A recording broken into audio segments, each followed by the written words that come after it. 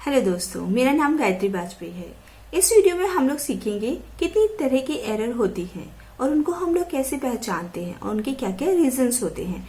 ये एरर जो होती है वो मेजरमेंट जो भी हम लोग मेजर करते हैं उनमें होने वाली एरर से, तो वो हम लोग पहचानेंगे कितनी तरह की होती हैं। चलिए सीखते हैं। Okay, so error in measurement. दो तरह की एरर्स होती है, एक होती है रैंडम एरर, एक होती है सिस्टमैटिक एरर।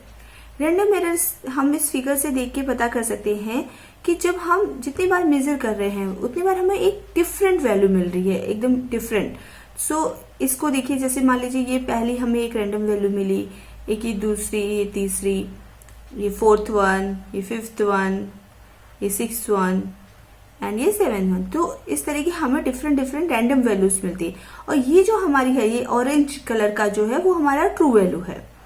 वो ट्रू वैल्यू वो हमें चाहिए थी, वो हमारी वैल्यू थी, लेकिन मेजर की तो हमें ऐसे डिफरेंट डिफरेंट वैल्यू मिल रही है। तो ये सिंगल वैल्यू आपके ट्रू वैल्यू से काफी दूरी पर है।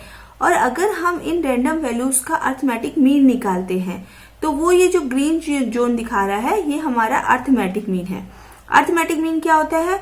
अर्थमेटिक मीन का मतलब होता है आपका अर्थमेटिक मीन इक्वल्स टू आपकी जो भी ये पहली वैल्यू होगी उसकी जो भी वैल्यू आई होगी, तो first value plus second value plus third value plus fourth value. जैसे कि यहाँ पर हम देख सकते हैं तो 7 वैल्यूज हैं, तो एंड डिवाइडेड बाय जितनी नंबर ऑफ आपकी वैल्यूज हैं, तो हमारी 7 वैल्यूज हैं तो हमने 7 से डिवाइड किया है, तो ये हमारा होगा अर्थमेटिक मीन। तो इसका ये अर्थमेटिक मीन ये ग्रीन जोन में है, तो ये हमारा काफी ट्रू वैल्यू के पास में है। अभी यहाँ आए सिस्टमैटिक एरर। सिस्टमैटिक एरर किस तरह की होती है? जब हम लोग कुछ भी मेजर कर रहे हैं तो हमें गलत वैल्यू आ रही है, मगर वो एक जैसी गलत वैल्यूज आ रही हैं और उसका मीन भी वहां पर ही लाई कर रहा है कहीं। तो इसका मीन, जो सिस्टमैटिक एरर का मीन है, वो आपकी ट्रू वैल्यू से काफी दूर है। ठीक है, ये काफी दूर है। जैसे कि आप एक एग्जाम्पल ले लीजिए, जैसे कि इसमें हमारा ट्रू वैल्यू हो आपकी, मान लीजिए 2 है, 2 जो सेंटीमीटर है वो हमारी ट्रू वैल्यू है।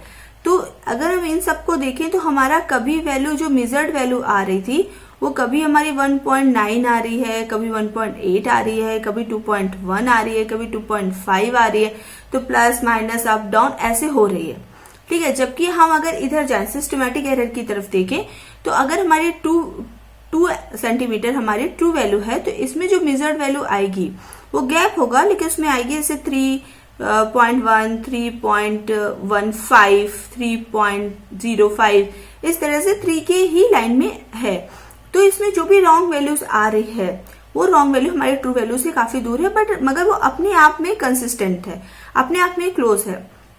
जैसे कि हमने एक्यूरेसी और प्रिसीजन के वीडियो बनाए थे, उसमें मैंने आपको बताया था कि प्रिसीजन जो होता है, जैसे जिसमें सिस्टमैटिक टाइप की एरर होती है, तो वो इंस्ट्रूमेंट आपका प्रिसाइज है, बट उसके जो एरर का जो गैप आ रहा है वो हम कैलिब्रेट कर सकते हैं।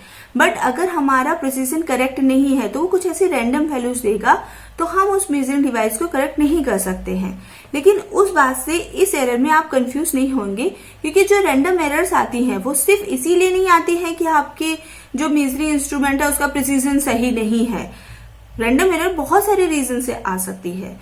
तो उस तरह की जब रीजन से हमारी वैल्यू आती है तो उनको हम लोगों ने एवरेज निकाला और वो हमारे ट्रू वैल्यू के काफी पास में है। और यहाँ पर जैसे हम बोल सकते हैं जो सिस्टमैटिक एरर भी है वो भी, इसमें प्रिसीजन ओके है, मगर हो सकता है कि हमारा इंस्ट्रूमेंट से हमें इतना लेना देना ना हो। अदर भी बहुत सारे रीजंस हो सकते हैं जिनकी वजह से हमारा सिस्टमैटिक एरर आती है, तो हम लोग वो रीजंस देखते हैं। तो सबसे पहले हम लोग सिस्टमैटिक एरर को देखते हैं। जैसे कि मेजरमेंट की वजह से हमारी सिस्टमैटिक एरर आ सकती है। जैसे हमने अनकैलिब्रेट थर्मोमीटर लिया, मतलब थर्मोमीटर ही इटसेल्फ जब 0 डिग्री सेंटीग्रेड का कोई लिक्विड था उस समय भी वो हमें 0 डिग्री सेंटीग्रेड नहीं दिखा रहा है, बल्कि प्लस माइनस में कुछ वेरी है। तो हम जब भी उससे कोई भी डिफरेंट टाइप का लिक्विड लेंगे तो वो हमेशा हमें गलत ही वैल्यू देगा। जैसे कि हमने आपको प्रीवियस एग्जाम्पल्स में बताया था कि आप अगर ये वर्नियर कैलिपर्स लेते हैं, जब उसके बोथ एक्सटर्नल जॉस उसके क्लोज हैं, उस टाइम पे आपका 0 line of vernier scale should match with the 0 line of main scale. अगर ऐसा नहीं है, अगर ऐसा नहीं है तो उसमें कुछ एरर है, जैसे मान लीजिए वर्नियर स्केल यहाँ पर कहीं हो, कुछ शिफ्ट हो जाए तो उसमें कुछ एरर है, तो उतनी एरर हम उसमें ऐड या सब्ट्रैक्ट करते हैं। वैसे इसमें भी, इस थर्मोमीटर में भी कुछ एरर है, वो 0 डिग्री पे हमें 0 डिग्री नहीं दिखा रहा है, कुछ एरर है। तो वह एरर हम जब किसी अननोन लिक्विड में जिसका टेम्परेचर हमें नहीं पता है उसमें डाल रहे हैं, तो उस समय हमें वो वैल्यू उसमें ऐड या सब्ट्रैक्ट करनी होगी। अगर हमने नहीं किया, यानी अनकैलिब्रेटेड थर्मोमीटर है या अनकैलिब्रेटेड आपकी कोई मेजरिंग डिवाइस है, तो हमें वैल्यू गलत ही देगा, लेकिन हमेशा एक जैसी गलत वैल्यू देगा।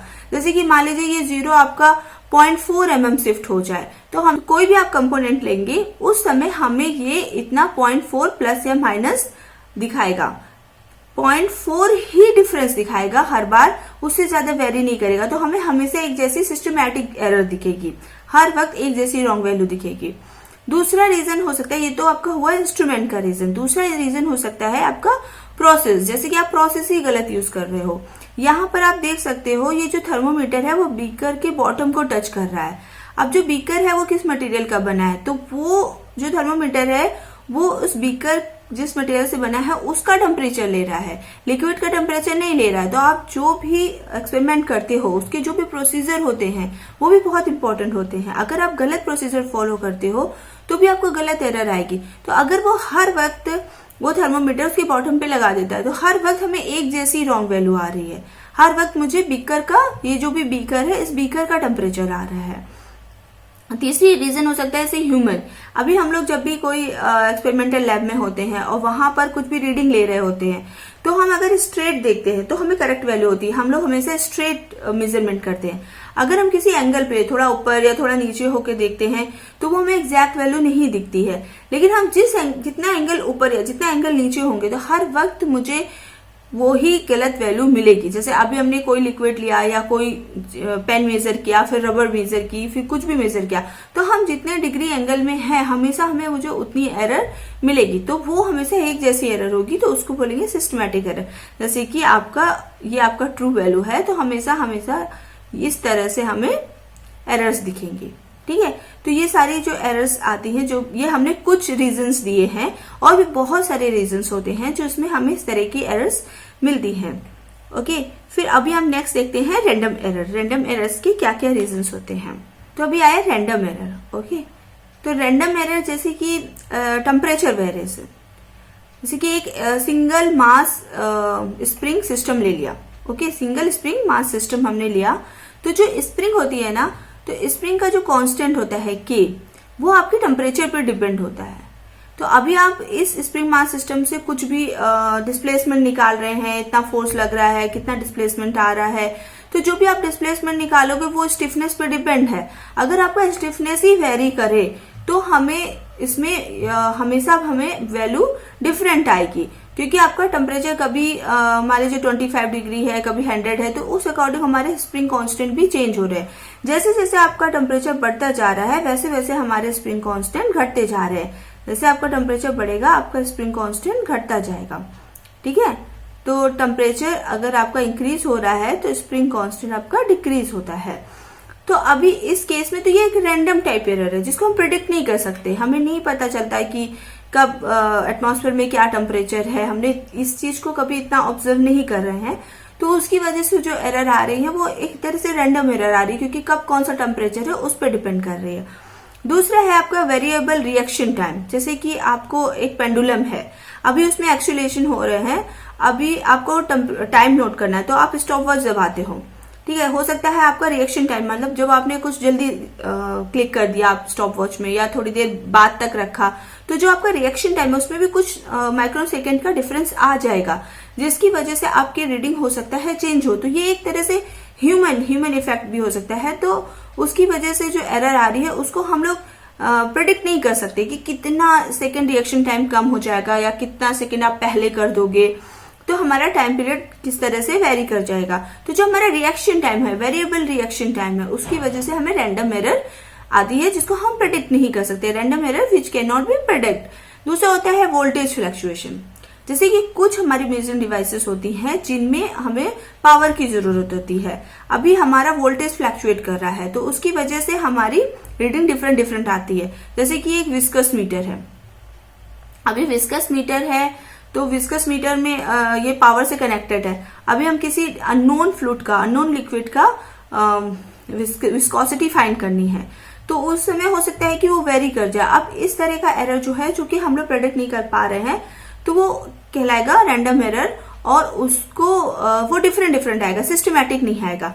बट अगर मान लो विस्कस मीटर है और उसमें अगर सिस्टमैटिक एरर आ रही है, मतलब हमेशा एक डिफरेंस आ रहा है, तो उसको हम कैलिब्रेट कर सकते हैं। जैसे कि मान लीजिए हम लोग जब भी कोई भी मेजरिंग डिवाइस हम लोग यूज करते हैं, तो उसके लिए हम नॉन लिक्विड या नॉन थिंग या कुछ भी ऐसा जो हमें पता है उसको यूज करते हैं। जैसे हमें वाटर की विस्कोसिटी पता है, तो इस विस्कस मीटर में हमने सबसे पहले वाटर को यूज किया और उसकी विस्कोसिटी फाइंड की।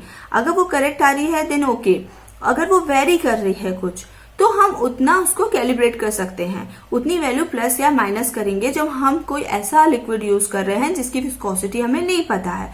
तो वो एक सिस्टमैटिक हो गया। लेकिन अभी ये वोल्टेज फ्लक्चुएशन हो रहा है, अभी तो हमें गड़बड़ आ रही है, हो सकता है वोल्टेज फ्लक्चुएशन हो जाए, फिर थोड़ा डिफरेंट हो जाए वोल्टेज, तो हमें डिफरेंट वैल्यू आने लगे। अभी उसको हम लोग प्रेडिक्ट नहीं कर सकते, तो इस टाइप की एरर्स जो होती है वो रैंडम एरर। तो यहाँ पे मैंने कुछ एग्जांपल्स, कुछ रीजंस बताए कि जिनकी वजह से हमें रैंडम एरर होती है। एक और टाइप की एरर होती है जिसको कहते हैं हम लोग लीस्ट काउंट एरर। ओके, सो लीस्ट काउंट एरर का क्या रीजन होता है? लीस्ट काउंट एरर होती है, लीस्ट काउंट नेम से ही आपको समझ में आ रहा होगा कि ये लीस्ट काउंट की वजह से हो रही है। जैसे कि आपने मान लीजिए एक कोई कंपोनेंट है, ठीक है, उसका डायमेंशन है इतना, यहां कहीं बीच में लाई कर रही है, ऐसे ये आपका कंपोनेंट है। अब हमें इसका डायमेंशन फाइंड करना है कि ये कितना है। इसकी लेंथ सपोज L है, तो अभी अगर हम इसको जूम करें, इस पोर्शन को जूम करें, तो ऐसे ये आपका कहीं 1.5 सेंटीमीटर दिखा रहा है, ये 1.6 सेंटीमीटर दिखा रहा है, और जो कंपोनेंट है वो यहां आ रहा है कहीं इस जगह, इस तरह से। तो अभी ये जो कंपोनेंट की लेंथ है वो L वैल्यू आपकी वेरी कर रही है 1.5 या 1.6 के बीच में। तो अगर आपने लिखा 1.54 वैल्यू है या 1.55 वैल्यू है, तो इस तरह का जो एरर आएगा, इसी वजह से जो एरर आएगा, तो वो लीस्ट काउंट एरर होता है। इसके लिए हम लोग इसको कैसे दूर कर सकते हैं? इसको दूर करने के लिए अगर हम हाईली प्रिसाइज्ड, मतलब अगर हम वर्नियर कैलिपर्स यूज करें जिसमें लीस्ट काउंट हमें पता है कि 0.1 mm तक जाता है, तो अगर उस तरह का हम लोग highly precise measuring instrument use करें, तो उससे हम इसको इस टाइप के एरर को दूर कर सकते हैं। और अगर हमें 0.1 से भी कम है तो स्क्रू गेज यूज कर सकते हैं। तो इस तरह से हम अगर highly precised measuring device use कर रहे हैं तो हम लीस्ट काउंट एरर को दूर कर सकते हैं। तो ये रही आपकी 3 तरह की error, systematic error, random error and least count error. तो नेक्स्ट वीडियो में हम लोग समझेंगे कि इन सब एरर्स को, जो अभी मैंने आपको फिजिकली बताया, देखकर मतलब पिक्टोरियल व्यू है जिसको हम लोग देखकर पता कर रहे हैं कि ओके ये सब पिक्चर्स हैं, इनसे हम एक्सप्लेन कर रहे हैं, बट मैथमेटिकली एनालिटिकली इसको कैसे प्रेजेंट करेंगे इन द कैलकुलेशन में कि ये हमें 4 वैल्यूज आई हैं, तो इनको एरर को हम कैसे आपको बताएं, किसी और को कैसे बताएं, तो मैथमेटिकली एनालिटिकली हम इसको कैसे प्रेजेंट करेंगे वो हम लोग नेक्स्ट वीडियो में देखेंगे। अगर आपको इस वीडियो से रिलेटेड कोई भी डाउट है तो प्लीज कमेंट बॉक्स पर कमेंट करके हमें पूछ सकते हैं। इसके अलावा भी अगर आपको कोई डाउट्स है या कोई पर्टिकुलर क्वेश्चन है, न्यूमेरिकल है, तो वो भी आप हमें कमेंट करके पूछ सकते हैं। हम उस पर्टिकुलर प्रॉब्लम का वीडियो बनाकर यूट्यूब में अपलोड कर सकते हैं। और थैंक यू वेरी मच।